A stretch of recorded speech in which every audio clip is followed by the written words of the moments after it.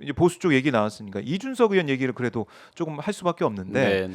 이번에 이제 폭로를 하지 않았습니까? 뭐 네, 김태우 구청장 후보 공천 문제나 이강덕 예비후보 관련된 이 공천 문제 이런 얘기를 폭로를 했습니다. 네, 네. 어떻게 보셨습니까? 당시에 이제 이준석 대표를 보면 네. 이준석 대표가 이제 지금 어떤 뭐 이 공개하게 된 그 음. 동기는 차치를 하고요. 네. 그 당시 상황을 보면 네.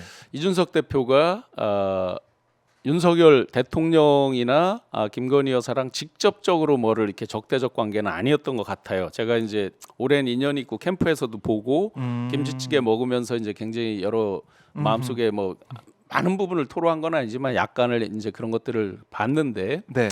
그 당시에 보면 정말 대표로서 수치스러울 정도로 여러 이제 일들이 있었던 거죠. 예. 그러면서 이제 윤핵관이라는 분들과 이제 굉장히 많이 이 어떤 그 당시에 갈등이 힘들었던 있었죠? 적대적인 갈등이 있었던 거죠. 그런 네. 가운데에서 이제 공천권까지 이렇게 들어왔었기 때문에 아마 네. 본인으로서는 차곡차곡 쟁여놓은 아하. 일들이 많이 있을 거라고 생각이 돼요. 그래요. 그렇다고 보면 지금쯤에는 이 정도 왔으면 대한민국의 미래, 어떤 대한민국의 이제 젊은 리더고 앞으로 지도자를 꿈꾸는 사람이잖아요. 여기까지도 그렇게 왔고 네. 그렇다고 보면 이 정도에서는 정말 적나라하게 오픈해주고 대한민국 미래를 위해서 본인이 이 공개하고 하는 것도 꼭 필요하겠다라고 생각이 듭니다. 그러니까 단 이게 두 건뿐이겠느냐. 더 네네. 중요한 녹취와 뭐 또 중요한 뭐 카톡 아니 텔레그램 메시지가 있을 거 아니겠습니까? 공개적으로 얘기하시잖아요. 본인이 이 자동 녹취 기능을 쓰고 있다라고 공개적으로 얘기하고 다 구글로 예. 넘어가서 다 축적되어 있다라고 얘기를 했잖아요. 그렇게 보면 있긴 있는 거죠.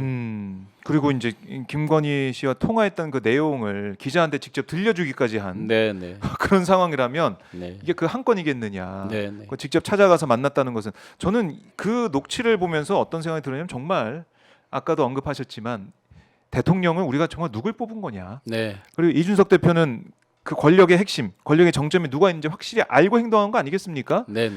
그러면 뭐 양도구역이라고 했지만은 윤석열 대통령이 있는 것이 아니었고 그 자리에 김건희 씨가 있었던 거 아니냐. 네네. 거기에 대해서도 이준석 대표가 확실히 얘기를 해야 되는 것이고 네네. 가지고 있는 자료를 오픈해야 되는 거 아니겠습니까? 지금 특히나 이제 특이점을 하나 보겠습니다. 이준석 대표의 어떤 공개든 네. 그다음에 명태균 씨 녹취든 간에 3월 9일 날 2022년 3월 9일에 대선이 있었잖아요. 네.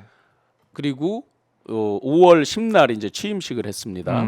그러면 이제 공식적으로 대통령으로 임기 시작한 5월 10일이잖아요. 그러니까 5월 9일 육성이 나와도 뭐 이게 아직은 대통령의 당선이신 분이다. 당선이신 분이라 이런 얘기를 하잖아요. 예. 녹취록 나오는 걸 한번 잘 보시죠. 대부분 3월 9일 고 상간의 것까지 나왔습니다. 엊그제 명태균 씨가 오픈된 것도 3월 3월 초라고 이렇게 되어 있습니다. 뭐 3월 2일 뭐 이 정도인가? 예, 3월 초라고 이렇게 예. 되어 있습니다. 자, 그러면 5월 10일 이후 거는 지금 거의 나온 게 없죠. 아하. 자, 그런데 그러면 그렇게 활발하게 소통하고 서로 의견 교환하고 뭐 돼진다 발언까지 나오고 했던 분들이 네. 뭐 쌍욕도 막 그 사석에서 이렇게 나왔던 분들이 그렇고요. 딱 무토막 자르듯이 5월 10일 이후는 안 했다? 아. 저는 명태균 씨가 파일을 숨겼거나 어떤 무기로 생각하고 감췄다고 생각하면 5월 10일 이후 거 부분이라고 생각을 합니다. 그리고 아마 저 이준석 대표도 예. 본인이 대표직에서 이제 물러나는 그 순간까지 많은 많은 일들을 가지고 있다라고 생각을 합니다. 아직 안 나왔을 뿐이다. 아하. 아마 이제 곧 지금부터 등장하는 거는 그동안 강혜경 씨가 이제 많은 자료를 오픈하고 했지만 대부분 요 앞쪽 부분이에요. 그렇네요. 그리고 그 내용들에 대해서 지금까지는 사실은 이제 상대 측에서 어느 정도 해명을 할 수 있는 이제 말장난으로라도 해명을 하고 갈 수 있는 영역이 이제 상당 부분 있다고 판단을 한 것 같아요. 네. 그런데 이제 5월 10일 이후께 나오기 시작하면 이게 얘기가 완전히 달라지겠죠. 대통령 자리에 있을 때. 예, 지금 현재까지 보면 특이하게 5월 9일 것까지만 나와 있습니다. 이제 앞으로 개봉 박두겠죠. 아, 개봉 박두다. 그건 뭐 여론 지지율에 따라서 저는 곧 터져 나온다고 봅니다. 민주당이 이미 뭐 그 부분은 많이 확보하고 있는 걸로 알고 있습니다. 아, 그래요? 예. 민주당이 확보하고 있다. 야, 이게 정말 어떻게 보면은 지금 탄핵으로 가는 또 임기 예, 단축 개헌으로 가는 그 트리거가 될 수도 있다라는 생각이 드네요. 지금 임기 단축 개헌 말씀하셨는데요. 탄핵은 아까 제가 말씀드린 학습 효과 때문에 일단 뭐 탄핵을 가기 전 단계 특검 같은 걸 거쳐서 추가적인 팩트를 발견하고 네. 그걸로 기소를 하고 해야 탄핵이 이제 소위 용이해질 거 아니에요. 네. 그냥 아마 민주당에서 제1당으로서 네. 여야를 떠나서 1당으로서 탄핵 얘기를 쉽게 꺼내지 않는 것은 그 거꾸로 그런 리스크도 저는 어느 정도 감안한다고 봐요. 뭐냐면 감정적으로 탄핵을 할 수는 없거든요. 네. 분명히 이제 불법, 헌법 질서를 이제 교란하는 어떤 행위 이런 것들을 놓고 해야 되는데 네. 만약에 탄핵으로 갔다가 엉뚱하게 특검 이런 것들을 안 거치고 탄핵으로 갔다 살아나오면 안 되잖아요. 그러면 역풍이 훨씬 더 클 거 아니에요. 네. 그러면 안 하니만 못할 수가 있잖아요. 네. 이런 것까지를 다 본다 그러면 제가 볼 때는 민심이 지금 데드캣 바운스 형태로 간다고 보면 좀 전에 이제 임기 단축 개헌 말씀하셨잖아요. 네. 저는 보수 진영에서 먼저 나온다고 봅니다. 보수 진영의 원로분들이 나올 것이고 그다음에 언론에서 나올 것이고 분위기를 그렇게 몰고 간다라고 거의 확신합니다. 그래요. 그래서 지금 이제 민주당에서도 탄핵이 아닌. 네. 탄핵도 이야기하지만 개헌도 이야기하고 있잖아요. 네. 그 부분에 이제 임기를 얼마만큼 단축하느냐의 문제지만 대체로 4년 중임제 이런 것들은 기존의 여론조사를 봐도 상당히 많은 국민들의 컨센서스가 네. 있습니다, 실제. 그리고 지방선거와 대통령 임기를 맞추고 국회의원 선거를 교차해서 2년마다 일종의 이제 중간 선거 성격으로 미국이나 이런 데처럼 그렇게 검증하자 하는 의견들도 있습니다. 그렇게 보면 아마 자기들이 죽을 정도 되면 먼저 치고 나오게 돼 있습니다. 그것에 대해서는 뭐 저는 명확하다고 봅니다. 그러네. 탄핵이 아닌 다른 길. 그러니까 박근혜 때 한번 경험해 본 게 아니라 네.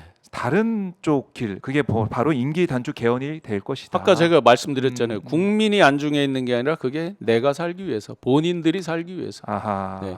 본인들이 대통령이 되는 길을 생각을 해보면 야 이러다가 쓰나미로 다 쓸려가서 다 죽겠다 싶으면 벌써 이제 보수 원로 그룹 소위 보수 진영의 언론들에서 분위기 만들죠. 네.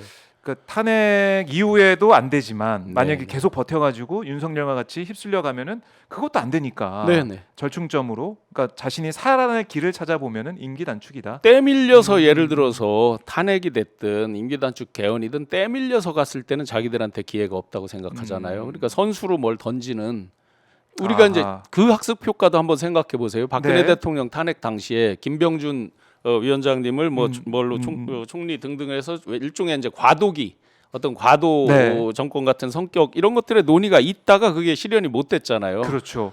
본인들이 먼저 어떤 아이디어를 내고 쓸려가지 않고 우리가 주도적으로 뭘 해서 살아보자 네. 라는 움직임은 100% 나온다고 봅니다. 네. 단초는 국민 여론의 답이 있다. 예를 들어서 뭐 10% 초반으로 떨어졌대든 또는 우리가 상상치도 못하는 녹취 이런 것들이 나와서 네. 어떤 국민적 분노가 폭발점에 달하는 이런 현상이 나오든 지금 보니까 한 가지 우리 국민들이 경계해야 할 게 있습니다. 어떤 게 있습니까? 뉴스를 덮는다는 얘기는 많이 들어봤죠. 근데 대부분 그 경우는 나쁜 뉴스를 좋은 뉴스 다른 걸로 관심을 돌린다가 원래 전공법이었죠. 그랬죠. 그런데 지금 소위 말하는 이제 매드맨 스트레러지 광인 전략을 통해서 들로 산으로 동으로 서로 수도 없는 게 난사되면서 네. 지금 국민 여러분들께서 시청자 여러분들께서 매일매일 너무나 많은 이슈에 맞아요. 앞에 거를 바로바로 잊어버리고 있어요. 아마 이게 기존에 비추어 보면 하나하나 사안을 보면 다 메가톤급이에요. 네. 대부분이.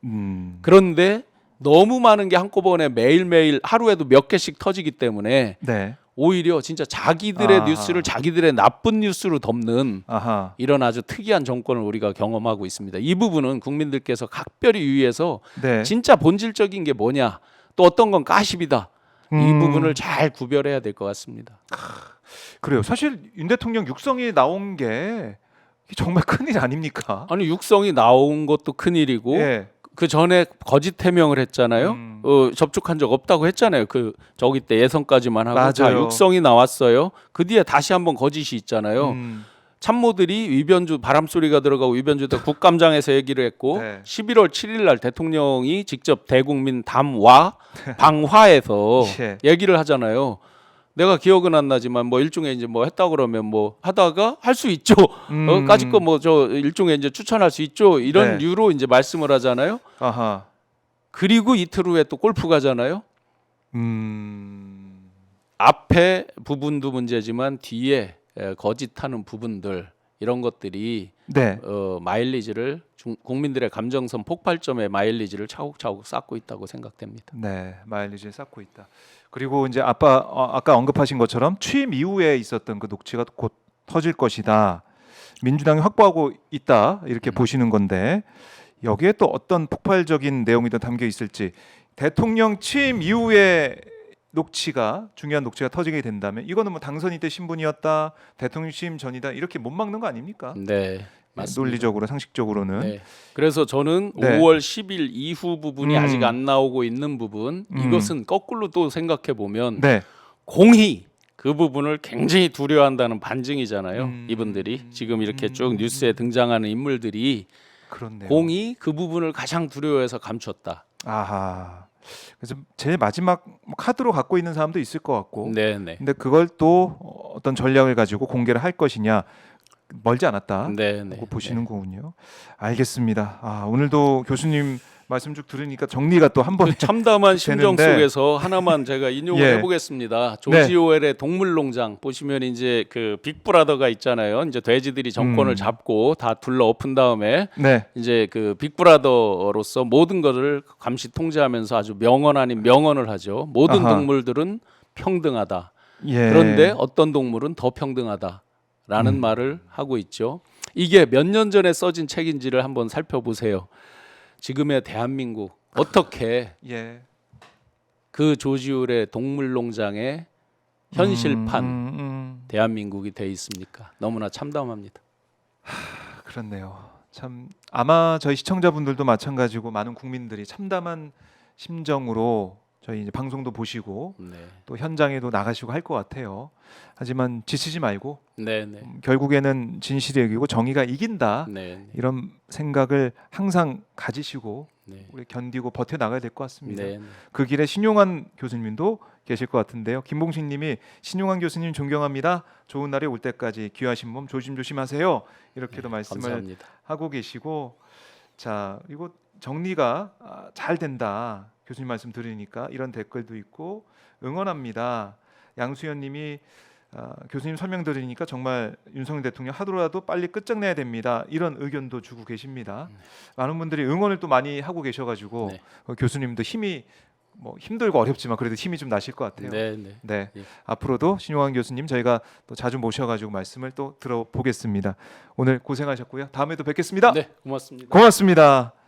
자 이렇게 신용환 교수와 함께 말씀을 나눠봤습니다. 참 어렵고 힘든 국면인 것 같아요. 지금 국민들께서 또 저희 시청자분들 말씀을 들어보고 댓글을 보면은 기운이 안 난다. 또 뭐 열불이 난다, 천불이 난다 이렇게 말씀을 많이 하고 계신데 그럴 때일수록 우리가 좀 냉정하게, 냉철하게 지금 이 상황이 국정이 어떻게 운영이 되고 뭐가 문제고 뭐가 진실이고 뭐가 우리가 신경 써야 될 부분인지 하나하나 차분하게 정리하면서 갔으면 좋겠습니다. 아까 신용환 교수가 얘기했던 것처럼 이슈가 이슈를 덮이고 있는 그러니까 나쁜 뉴스가 더 나쁜 뉴스를 덮이고 있는 이런 상황들 우리가 잊지 말고 본질이 무엇인지 또 우리가 잊지 말아야 될 거는 무엇인지 다시 한번 되새겨보는 그런 시간이 됐으면 좋겠습니다. 자, 박정우의 스팟 오늘 순서 여기서 마무리해 보겠고요. 방송 보시면서 여러분들 좋아요 버튼 한 번씩 꼭 눌러주시고 네, 응원 댓글도 많이 남겨주시고요. 자, 뭐 댓글 보니까 우리 허튼하루님 응원 댓글도 있고 연두님, 뭐 김봉신님, 김마룡님 여러 댓글을 통해서 응원해주고 계신데요. 버닝아이님 너무나 감사드리고요. 자, 박종현 스팟 내일 아침도 8시 50분에 출발을 합니다. 내일도 오셔가지고 함께 뉴스, 이슈 또 인터뷰 보시면서 힘을 냈으면 좋겠습니다. 여러분들 오늘도 따뜻하게 보내시고요. 내일 다시 인사드리겠습니다. 고맙습니다.